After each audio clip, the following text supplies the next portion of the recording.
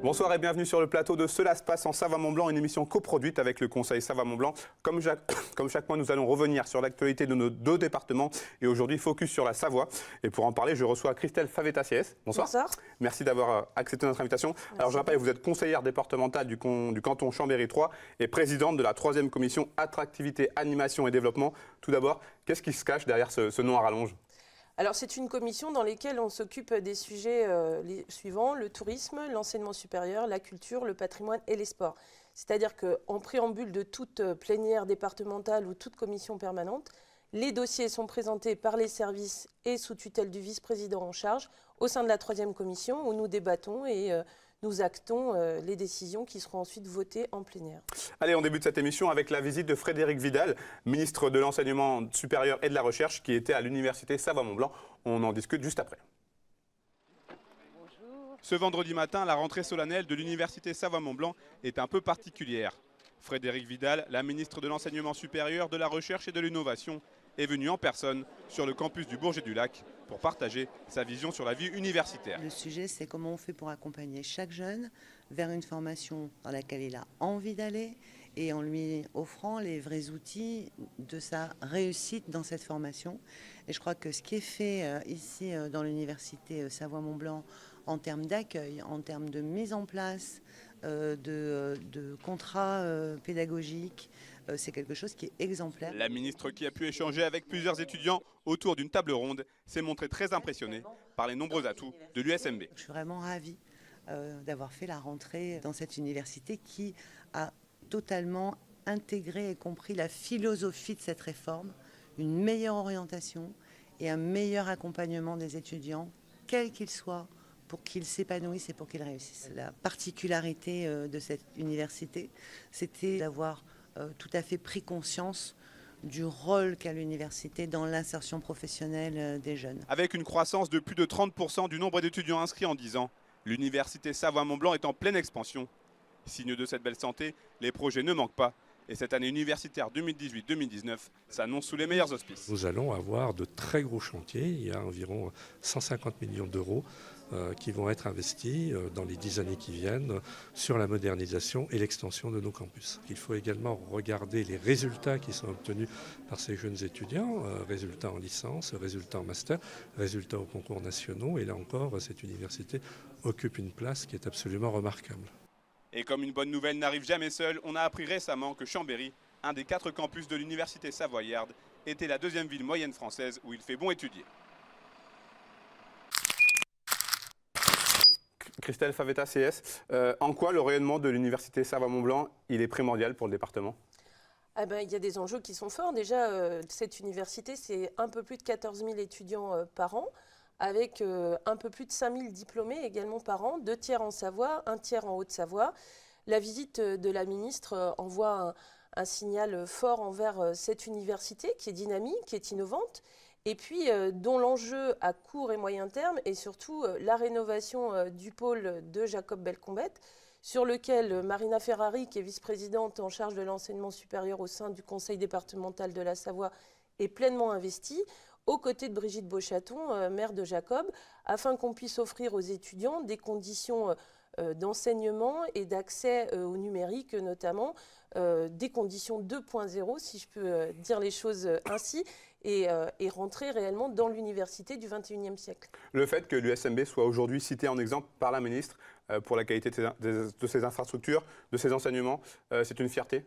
C'est une fierté bidépartementale puisque c'est le Conseil Savoie-Mont-Blanc qui soutient entre autres à hauteur d'1,5 million d'euros chaque année l'université Savoie-Mont-Blanc.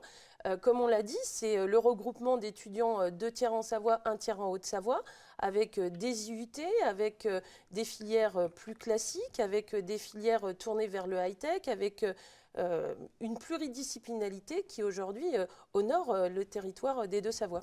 Allez, on passe à notre deuxième sujet, la nouvelle plateforme alimentaire solidaire et savoyarde installée à Chambéry. Nous sommes y allés y faire un tour.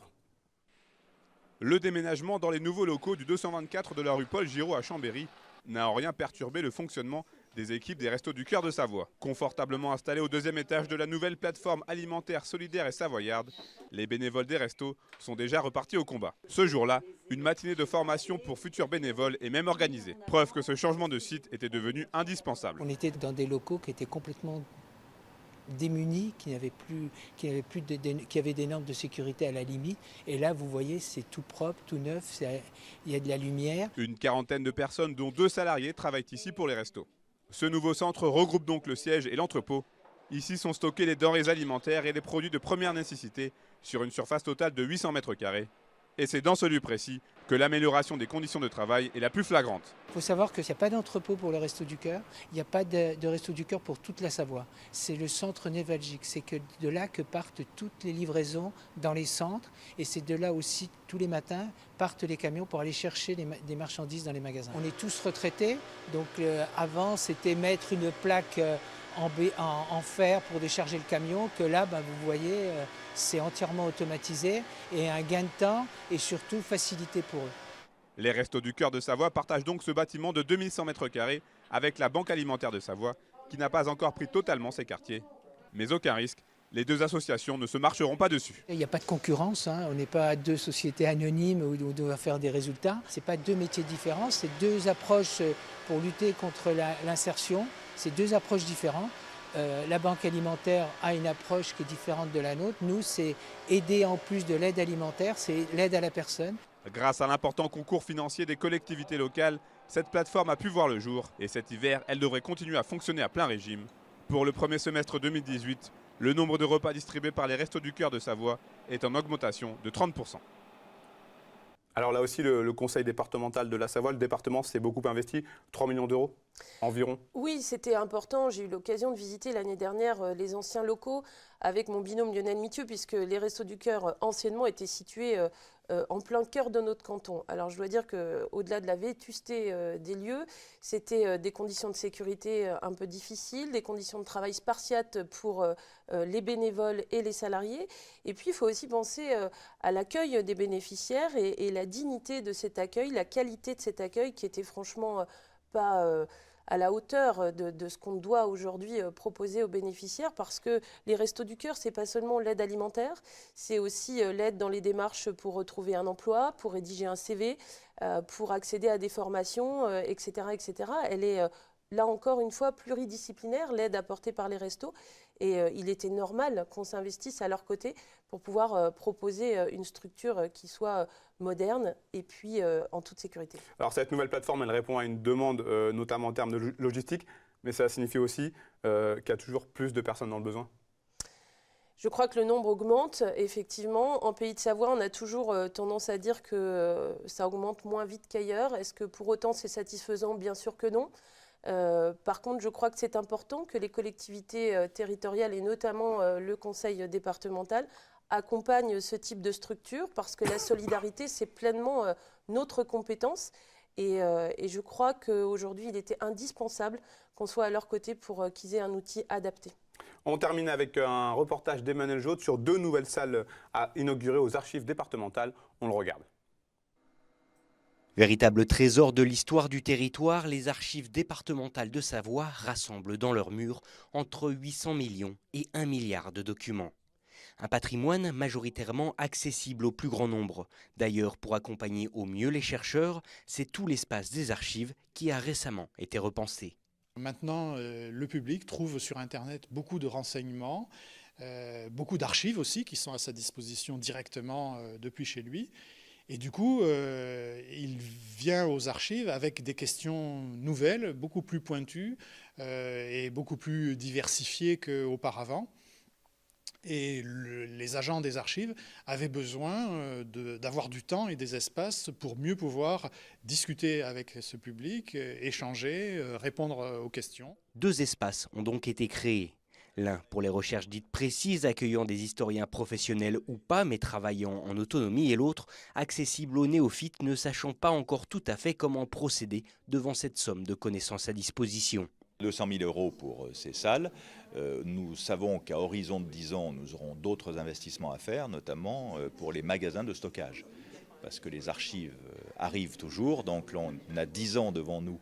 On a 10 ans de place, si je puis dire, devant nous, mais il faudra qu'on réfléchisse à de nouvelles extensions au-delà des 10 prochaines années. Une mise à jour nécessaire dans un secteur où des centaines de nouvelles archives arrivent chaque semaine, complétant ainsi les derniers chapitres de l'histoire du département. Christelle Favet-Assiès, les archives départementales qui se mettent à l'heure du numérique, c'est pile dans l'air du temps? C'est dans l'air du temps. Là aussi, c'était nécessaire. J'ai eu la chance de visiter la nouvelle structure. C'est franchement formidable pour pouvoir venir faire quelques types de recherches que ce soit en toute quiétude avec l'aide de nos agents départementaux qui seront un plaisir de vous accueillir et de vous renseigner. Une dernière question en rapport avec la récente interview de Hervé Guémard, le président du département, chez nos confrères du Dauphiné Libéré. Il a longuement évoqué la fusion entre les deux départements savoyards, la Haute-Savoie et la Savoie. Question assez simple, vous êtes plutôt pour ou contre cette fusion? Je suis à 3000% pour, bien évidemment. Je rappelle qu'Hervé Guémard, lorsqu'il était parlementaire, avait co-signé avec l'ensemble des députés des deux départements et Christian Monteil une proposition de loi pour la création d'une collectivité à caractère spécial, qu'à l'époque il était dans la minorité parlementaire et que la proposition de loi n'avait pas été adoptée. Néanmoins, j'ai fait partie de ceux qui ont fait campagne sur ce sujet. Je crois qu'on avance. Je sais toute la proximité entre Hervé Guémard et Christian Monteil. Je crois qu'il y a une volonté, mais qu'il y a encore du temps de pédagogie à faire, qu'il faut aussi aller à la rencontre de nos concitoyens pour expliquer, mais c'est le sens de l'histoire. Qu'est-ce qui ferait que ça serait positif, bénéfique pour les départements? On a toute vocation à se rassembler. C'est idiot d'avoir une Savoie et une Haute-Savoie à l'heure du Conseil Savoie-Mont-Blanc, à l'heure de toutes les marques Savoie-Mont-Blanc. Aujourd'hui, tout le monde parle de Savoie-Mont-Blanc et finalement, l'administratif Savoie et Haute-Savoie s'efface petit à petit. Et puis, nous avons de telles complémentarités entre les deux départements, le tourisme, l'industrie, les services, que nous ne pouvons pas faire autrement, je crois, dans les 10 années qui viennent, que de se rassembler. Christelle Favet-Assiès, merci de m'avoir accompagné, d'avoir répondu à mes questions pendant cette émission. Merci à toute l'équipe en régie, merci à vous pour votre fidélité à nos programmes. Prochain rendez-vous avec Cela se passe en Savoie-Mont-Blanc le 25 octobre pour un numéro consacré à la Haute-Savoie. Passez une très belle soirée sur nos antennes. Bye bye.